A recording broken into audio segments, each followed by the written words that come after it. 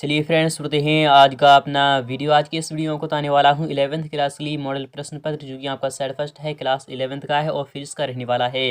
यदि आप class 11th के छात्रों और दे रहे हो 2022 में क्लास 11th का वार्षिक एग्जाम फिजिक्स का, तो अंत तक वीडियो को जरूर देख लेना, क्योंकि आज की इस वीडियो में आपको बताने वाला हूँ मॉडल प्रश्न पत्र, जो कि आपका सेट फर्स्ट रहने वाला है और फिजिक्स यानी कि भौतिक शास्त्र का बताने वाला हूँ। और यहाँ पर बताते चलूँ आपको, यह आपका झारखंड बोर्ड का है। किसका है? तो जैक बोर्ड का है। किसका है? जैक बोर्ड का है, क्योंकि आपका जो रहते हैं जैक बोर्ड में जो क्वेश्चन रहते हैं वह 40 क्वेश्चन रहते हैं और क्वेश्चन जो सभी क्वेश्चन रहते हैं वो सभी आपके ऑब्जेक्टिव टाइप क्वेश्चन रहते हैं। इसलिए अंत तक वीडियो को जरूर देखना यदि आप जैक बोर्ड के हो। यदि आप कोई अन्य बोर्ड के हो तो भी आप दे सकते हो, क्योंकि ऑल क्वेश्चन आर कंपलसरी। आपके जितने भी क्वेश्चन हैं वो सभी आपके यानी कि कंपलसरी हैं और सभी क्वेश्चन के जवाब आपको देना होंगे और सभी आपके परीक्षा दृष्टि से लिए गए हैं। तो शुरू करते हैं आज का अपना वीडियो। तो फ्रेंड्स, आपके सामने निर्देश यानी कि इस प्रकार से दिया रहे हैं कि सामान्य निर्देश जनरल इंस्ट्रक्शंस आपके सामने इस प्रकार से हैं कि राइट योर नेम, आपको नाम आपको अपना नाम और रोल यानी कि रोल कोड यानी कि रोल नंबर, आपको roll number, registration number, date of exam आपको वो सभी लिख देना है। तो आप यहाँ पर अच्छे प्रकार से लिख लीजिएगा। और ये सभी आपको उत्तर पत्र यानी कि OMR उत्तर पत्रिका में आपको क्या करना है, इसकी आपको जगह पर आपको इसे चिन्हित करना होगा, अर्थात आपको भरना होगा। सेकंड वाला कह रहा है there are 40 multiple choice questions in all, यानी कि कुल 40 बहुविकल्पीय प्रश्न आपके इस क्वेश्चन पेपर में रहने वाले हैं। All questions are compulsory, each questions carries 1 mark, यानी कि सभी प्रश्न एक यानी कि अनिवार्य हैं और प्रत्येक प्रश्न आपका 1 अंक का रहने वाला है। तो शुरू करते हैं आज का अपना वीडियो। तो आपके सामने आ चुका है आपका आज का अपना फिजिक्स का सैंपल क्वेश्चन पेपर, इसलिए अंत तक वीडियो को जरूर दे लेना। तो आपका यहाँ शुरू हो रहा है क्लास 11th का फिजिक्स का सैंपल क्वेश्चन पेपर, जो कि आपका क्लास 11th का है, फिजिक्स का है। तो यह आपका फुल मार्क्स यानी कि 40 इंटू यानी कि 1 इक्वल आपका 40 है, यानी कि अर्थात 40 क्वेश्चन आपके रहने वाले हैं। तो आपका यहाँ पर पहला क्वेश्चन इस प्रकार से रखा गया, यहाँ पर कह रहा है all questions are compulsory, each question carries 1 mark. आपका पहला क्वेश्चन इस प्रकार से है कि इलेक्ट्रोमैग्नेटिक फोर्स इज, यानी कि विद्युत चुम्बकीय जो बल होता है वह क्या होता है? क्या वह अट्रैक्टिव इन नेचर होता है? क्या वह आकर्षण प्रकार का होता है? या फिर रिपल्सिव इन नेचर होता है? या फिर attractive as well as repulsive in nature होता है? या फिर नन ऑफ दीज? तो हम जानते हैं यानी कि attractive as well as repulsive in nature, यानी कि आकर्षण व प्रतिकर्षण दोनों प्रकार का होता है। क्या होता है? यानी कि इलेक्ट्रोड मैग्नेटिक जो फोर्स होता है वह आकर्षण व प्रतिकर्षण दोनों प्रकार का फोर्स होता है, क्योंकि यदि यानी कि Q1 है और यहाँ पर Q2 है, यदि यह विपरीत प्रकार की है, इनके प्लस का है और यहाँ पर आपका यहाँ पर माइनस का है, तो यह आकर्षण होगा। क्या होगा? अट्रैक्ट होगा। क्या होगा? अट्रैक्टिव फोर्स इसमें लगेगा। और यदि यानी कि यह दोनों यानी पॉजिटिव हैं या फिर दोनों निगेटिव हैं, क्या है? दोनों निगेटिव हैं, तो इसके बीच जो यानी कार्य यानी कि जो फोर्स लगे वह आपका प्रतिकर्षण यानी कि लगेगा, अर्थात रिपल्सिव फोर्स लगेगा। तो इस टाइप से आप यहाँ पर समझ सकते हो। तो आई होप आपको समझ में आ रहा होगा। सेकंड वाले क्वेश्चन की बात नहीं, यहाँ पर क्या कह रहा है ये भी आपको देखना होगा कि एक फर्मी यानी कि 1 फर्मी इक्वल आपका कितना होता है? तो हम जानते हैं एक फर्मी किसके इक्वल होता है? तो 10 टू दी पावर आपका -15 होता है। 10 टू दी पावर -15 मीटर के इक्वल होता है आपका एक फर्मी। आपको ये याद रख लेना है। तो फ्रेंड्स, यहाँ पर आपका ऑप्शन नंबर कौन सा सही हो जाएगा? तो आपका ऑप्शन नंबर यहाँ पर डी वाला बिल्कुल राइट हो चुका है। इनके 1 फर्मी इक्वल आपका 10 टू दी पावर -15 मीटर के इक्वल होता है। और parsec is the unit of, यानी कि पार्सेक का मात्रक क्या होता है? तो हम जानते हैं पार्सेक किसका मात्रक होता है। तो पार्सेक जो मात्रक होता है वह किसके मात्रक के इक्वल होता है? तो पार्सेक जो मात्रक होता है तो वह मैं आपको यहाँ पर बताता हूँ, ये आपका दूरी का मात्रक होता है। किसका होता है? तो दूरी का मात्रक होता है। तो ऑप्शन नंबर आपका बी वाला यहाँ पर राइट हो जाएगा। तो आई होप आपको समझ में आ रहा होगा। क्वेश्चन 4 की अगर बात करें, यहाँ पर कह रहा है 1 AMU इक्वल कितना होता है? इनके एक परमाणु द्रव्यमान का जो मात्रक होता है तो वह कितना होता है? तो 1.66 into 10 to the power -27 kilogram के इक्वल होता है। तो ऑप्शन नंबर आपका यहाँ पर बी वाला राइट हो जाएगा। तो आई होप आपको समझ में आ रहा होगा। नेक्स्ट की बात करें, क्वेश्चन 5 भी काफी महत्वपूर्ण रखा गया है।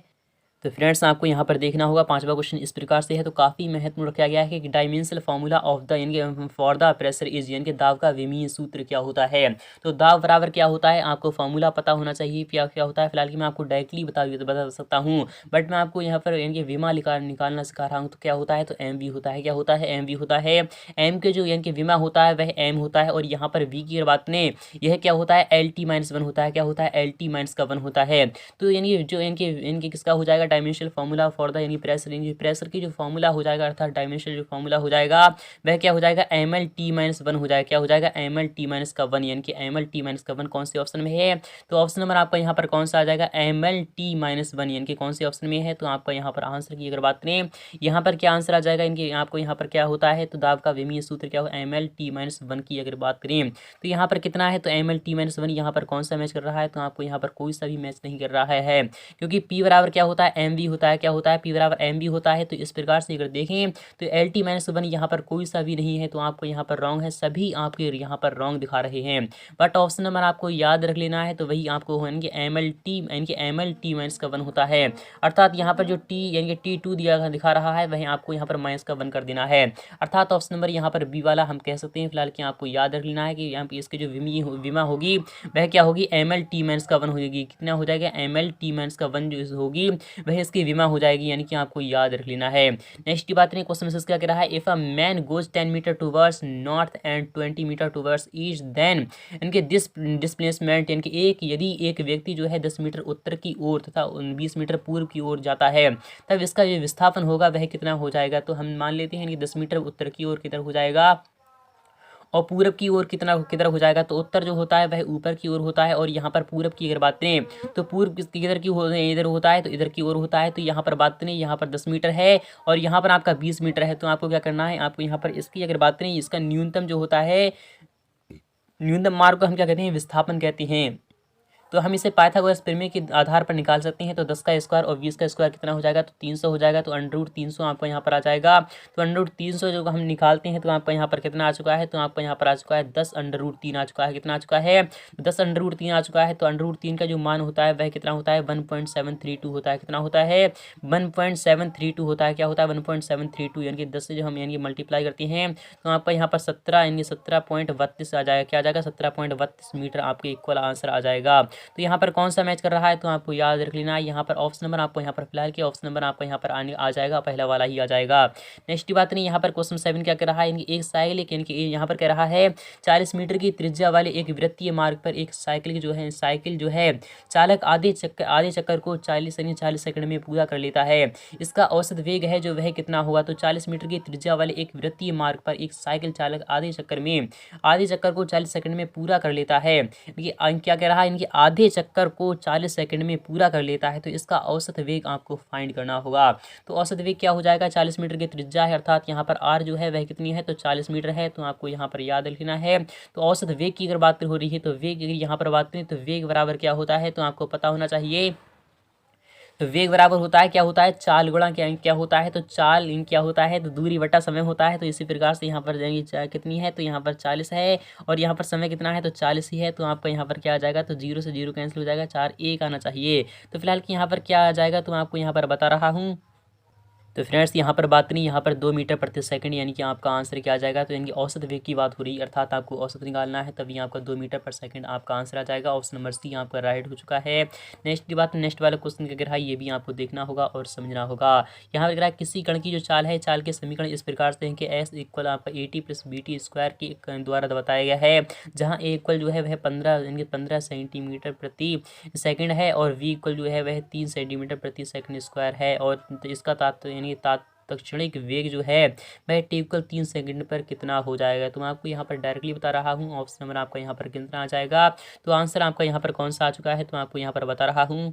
तो फ्रेंड्स यहाँ पर जो आपका आंसर होगा मैं आपको डायरेक्टली बता रहा हूँ क्योंकि वीडियो लंबा हो रहा है। तो ऑप्शन नंबर आपका यहाँ पर पहला वाला ही आ जाएगा अर्थात 33 सेंटीमीटर यानी 33 सेंटीमीटर पर सेकंड आपके इसका जो आ जाएगा तो वह वेग आ जाएगा, यानी कि ऑप्शन नंबर आपका यहाँ पर पहला वाला आ चुका है। नेक्स्ट बात यहाँ पर कह रहा है त्वरण समय ग्राफ के अंतर्गत क्षेत्र दर्शाता है। तो त्वरण समय की ग्राफ की बात हो रही है कि आरंभ वेग या फिर अंतिम वेग या फिर वेग परिवर्तन या फिर तय की गई दूरी। तो त्वरण समय ग्राफ यानी त्वरण समय ग्राफ आपको इस प्रकार से बन जाएगा। तो मैं आपको यहाँ पर बता रहा हूँ। यहाँ पर यदि हम टाइम को दिखाएं और यहाँ पर ए को दिखाएं तो आपको यहाँ पर यह क्या दर्शाएगा? तो आपको यहाँ पर पता होना चाहिए। दर्शा रहा यानी कि ये जो दर्शाता है वह क्या दर्शाता है? तो आपको यहाँ पर पता होना चाहिए क्या आरंभिक वेग दर्शाता है या फिर अंतिम वेग या फिर वेग परिवर्तन या फिर तय की गई दूरी। तो आपको यहाँ पर बता रहा हूँ यानी कि इसका जो आंसर आ जाएगा वह क्या आ जाएगा? तो ऑप्शन नंबर यहाँ पर कौन सा आंसर सही होना चाहिए? तो आपको बता रहा हूँ। तो फ्रेंड्स ये है आपका वेग परिवर्तन का यानी क्या दर्शा रहा है, तो वेग परिवर्तन यानी कि चेंज इन वेलोसिटी आपको दर्शा रहा है। तो ऑप्शन नंबर आपका सी वाला यहाँ पर राइट हो जाएगा। यहाँ पर क्वेश्चन नंबर 10 की बात नहीं यहाँ पर कह रहा है, ये आपको देखना होगा। एक वाहन जो है किसी एल दूरी के आधे भाग को V1 चाल से तथा अन्य आधे भाग को V2 चाल के साथ तय करता है, तब इसकी जो औसत चाल होगी वह कितनी हो जाएगी, तो 2V1 upon V2 upon B1 plus B2 यानी कि ऑप्शन नंबर आपका यहाँ पर सी वाला राइट हो जाएगा। फिर यहाँ पर क्वेश्चन 11 की बात नहीं यहाँ पर क्या है, दो कारें जो है वह ए एवं बी 60 किलोमीटर पर आवर व 45 किलोमीटर पर आवर के वेगों से चल रही हैं।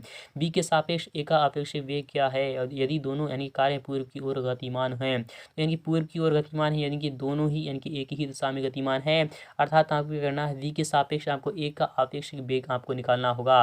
अर्थात आपको क्या करना है, तो आपेक्षिक वेग आपको निकालना है, अर्थात आपको यहाँ पर क्या निकालना है, तो आपेक्ष यानी वी के सापेक्ष निकालना है। किसके सापेक्ष यानी कि किसके सापेक्ष निकालना है, तो वी के सापेक्ष निकालना है, अर्थात वी आपको इस प्रकार से है।